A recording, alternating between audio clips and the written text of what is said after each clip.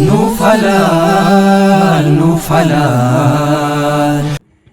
والبلد الطيب يخرج نباته بإذن ربه والذي خبث لا يخرج إلا نكدا كذلك نصرف الآيات لقوم يشكرون لقد أرسلنا نوحا إلى قومه فقال يا قوم اعبدوا الله ما لكم من إله غيره إني أخاف عليكم عذاب يوم عظيم قال الملأ من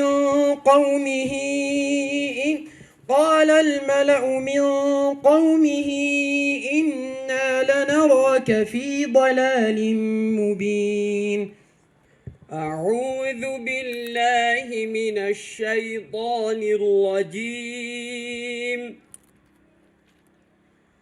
يا أيها الذين آمنوا لا تتخذوا اليهود والنصارى أولياء بعضهم أولياء بعض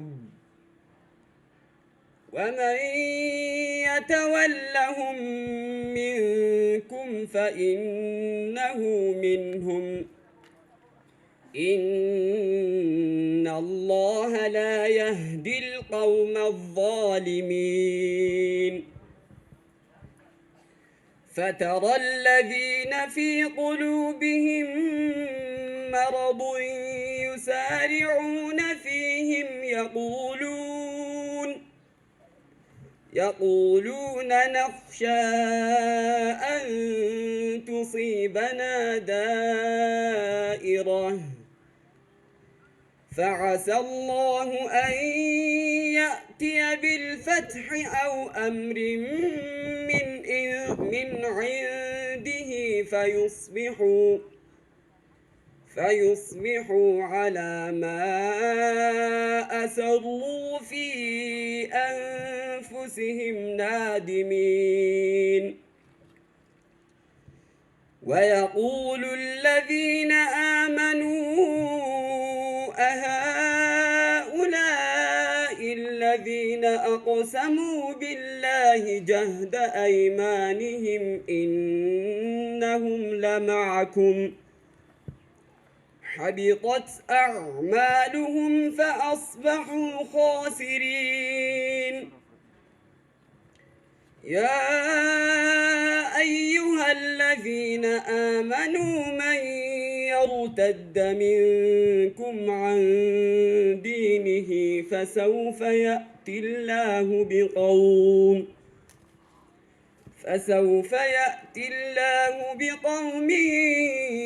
يحبهم ويحبونه أذلة على المؤمنين أعزة على الكافرين يجاهدون في سبيل الله ولا يخافون لومة لائم ذلك فضل الله يؤتيه من يشاء والله واسع عليم أعوذ بالله من الشيطان الرجيم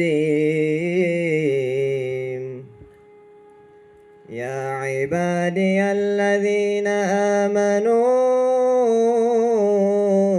إن أرضي واسعة فإياي فاعبدون كل نفس ذائقة الموت ثم إلينا ترجعون والذين آمنوا وعملوا الصالحات لنبوئنهم من الجنة غرفا تجري من تحتها الأنهار خالدين فيها نعم أجر العاملين الذين صبروا وعلى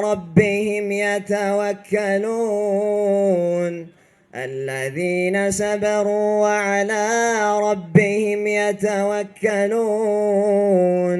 وكأين من دابة لا تحمل رزقها الله يرزقها وإياكم وهو السميع العليم. أعوذ بالله من الشيطان الرجيم. بسم الله الرحمن الرحيم. إن الذين يتلون كتاب الله وأقاموا الصلاة وأنفقوا مما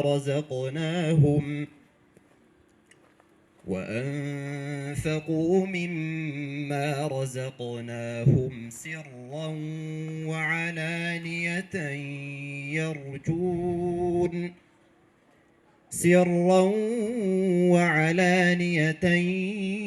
يرجون تجارة لن تبور ليوفيهم أجورهم ويزيدهم من فضله إنه غفور شكور. والذي أوحينا إليك من الكتاب هو الحق مصدقا لما بين يديه إن الله بعباده لخبير بصير.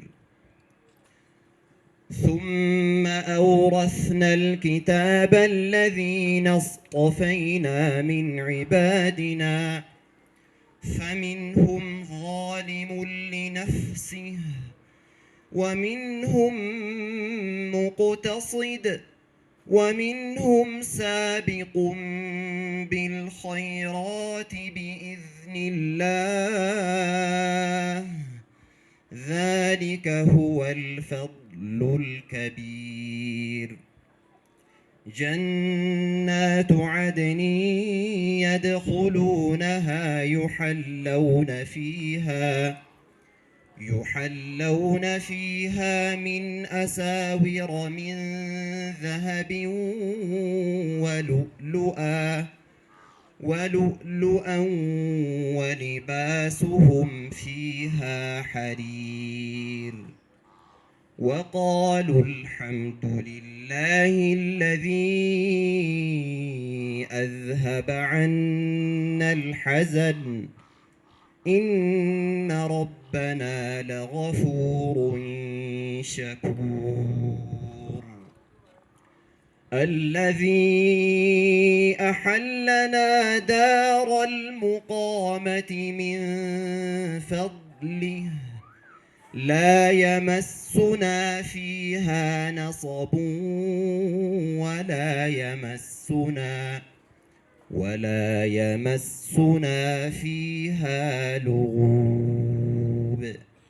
نفلا